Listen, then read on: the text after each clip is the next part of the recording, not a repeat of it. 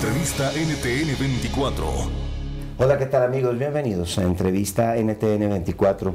Como vieron al inicio, se trata de uno de los temas más importantes y más impactantes en América Latina hoy. Y estamos con José Gil Olmos, uno de los periodistas más conocedores de este tema. José Gil, mil gracias por invitarnos aquí a tu casa en México. Muy amable. Muchas gracias, bienvenidos. Muy amable.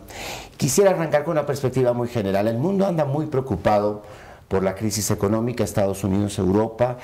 Los indignados están llenando las calles de montones de ciudades y al mismo tiempo México proyecta una imagen de una tremenda violencia que crece cada día.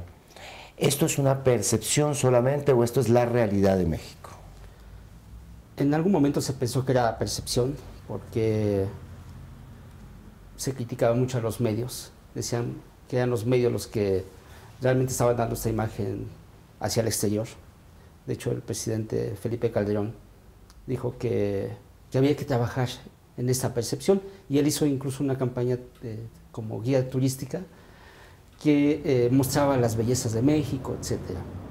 Pero en realidad es una realidad, es un hecho que incluso lo podemos ver en números, son números dramáticos. El gobierno habla de 34,000 muertos en los últimos 5 años. Las organizaciones sociales, ciudadanas de derechos humanos, habla de más de 50,000 muertos, 10,000 desaparecidos, aproximadamente 3,200 desplazados, por esta violencia que se ha generado no solamente por el enfrentamiento entre aproximadamente 7 grupos criminales que hay en el país, sino también por esta declaración de guerra que hizo Felipe Calderón en junio del 2006, en la cual decidió tomar una estrategia, la estrategia militar, la estrategia policíaca, para combatir a estos grupos del crimen organizado, y que en realidad, de acuerdo a la información que tenemos, él estimaba que en 2 años iba a tener el control de esto. Pero pasaron 2 años y ni ha tenido el control, ni ha combatido. Es como una especie de hiedra, en donde corta una cabeza y salen 2, corta 2 y salen 4. Y esto tiene que ver precisamente con la situación que ha vivido el país en los últimos años, una situación de crisis económica, una situación de desempleo. Hay aproximadamente, el país somos 110 millones, la mitad es pobre, de la cual 20 millones es en extrema pobreza. Entonces ahí tenemos la reserva natural, por así decirlo, ¿no?, para el crimen organizado.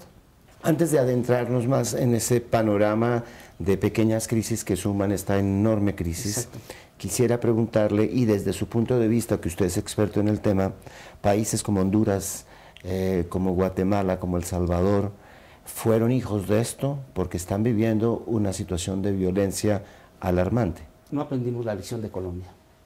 No aprendimos que había que combatir las cosas de fondo, no solamente la parte, digamos, de seguridad, sino la parte social, ¿no?, que es fundamental. Y la otra es que esta crisis mundial se expresa en los países nuevamente los más pobres, los más institucionalmente más débiles. Entonces lo que ha pasado aquí es que Nicaragua, Honduras, El Salvador y Guatemala pues se han fusionado, digamos, ¿no?, ya no históricamente, sino por una crisis que ha puesto, digamos, a las clases sociales más endebles, pues expuestas al crimen organizado. Si en México todavía hay ciertas instituciones que funcionan y que de alguna manera detienen este avance, ¿no?, en Centroamérica ya no lo hay. Entonces lo que vemos de manera muy clara es una crisis del Estado. En México se habla, lo hablan empresarios, lo hablan la iglesia, lo hablan los intelectuales, de que hay un Estado fallido. Porque Guatemala sí que podría ser un Estado fallido, visto desde esa perspectiva. Desde esa perspectiva, incluso la propia Honduras, ¿no? ¿Y cómo se expresa eso? Se expresa de una manera muy clara y muy evidente, con la violencia. En México no teníamos, quizá en el último siglo, estamos hablando de 100 años, no teníamos un grado de violencia como el de hoy. No teníamos, desde 1929 no se tenía tantas muertes concentradas, ahora estamos hablando de 50,000. Entonces hablaban de 100,000 aproximadamente, y la lo más triste es que la perspectiva para este gobierno es que va a terminar con más de 60,000 muertos. Y al mundo no parece alarmarle esto. Con todo respeto, la impresión que hay es la de allá anda México y esos países de Centroamérica perdidos de la mano de Dios, de alguna manera. ¿Ustedes sí tienen esa sensación? Sí, tenemos esta sensación de que nuevamente, o sea, no estamos aprendiendo las lecciones. No estamos aprendiendo, sobre todo una cosa que me parece aquí es básica, ¿no? Es fundamental. No estamos viendo que el problema del crimen organizado es internacional, que a todos nos afecta de una cierta manera o de otra, que todos tenemos una responsabilidad, desde el lavado de dinero, porque estamos hablando de miles de millones de dólares, que necesariamente se van al sistema financiero. ¿Y dónde está el sistema financiero más fuerte? Pues está en Estados Unidos y en Europa. Mil gracias, muy amable. Y a ustedes gracias también, los esperamos como siempre, ya saben, con los temas más interesantes en América Latina, acá en Entrevista NTN 24.